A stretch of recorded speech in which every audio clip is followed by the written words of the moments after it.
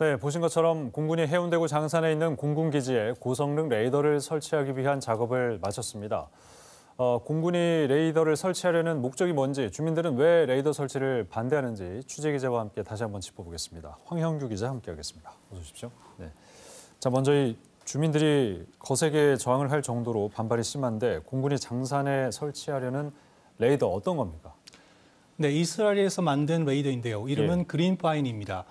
이번에 설치하는 레이더는 성능을 개선한 신형이라고 하는데요. 네. 이 탐지 거리가 900km에 달한다고 알려져 있습니다.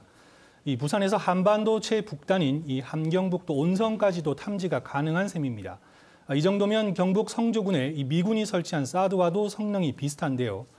우리 군이 보유한 레이더 중 가장 강력한 기종으로 볼 수 있습니다. 네, 그 안보를 위해서 필요하기 때문에 들여온 것 같은데 경북 성주 사드 배치할 때도 인근 주민들 반발이 굉장히 심하지 않았습니까? 이번 해운대구 주민들의 반발도 비슷한 이유에서인가요?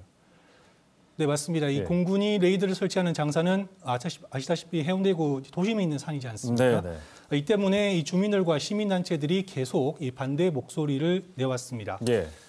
주민들은 장산에 레이더가 설치되는 걸 뒤늦게 알았다고 하는데요. 이 레이더 반입을 위해 진입로를 확장하는 공사를 시작한 지 6달이 지난 뒤였다고 합니다.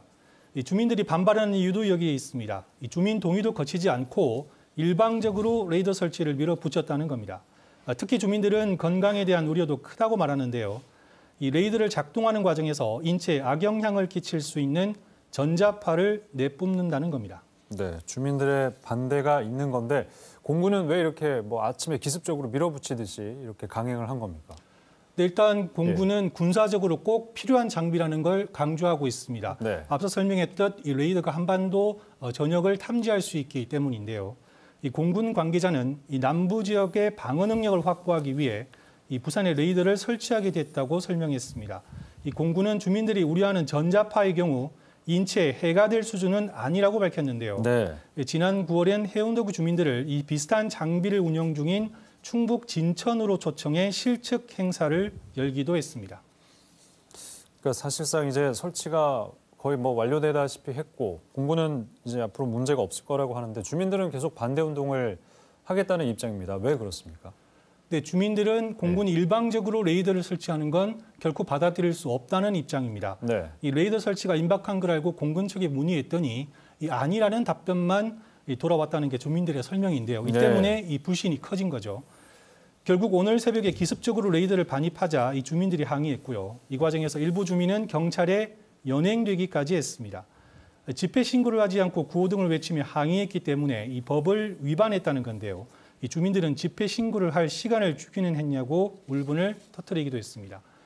이 해운대구도 국방부에 2차례 공문을 보내 이 주민 민원부터 해결해야 한다는 의견을 전달했는데요.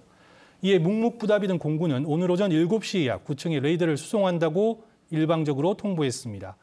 이미 레이더 수송이 시작됐고 이를 막으려던 주민들이 경찰과 충돌하고 있을 무렵이었습니다. 네.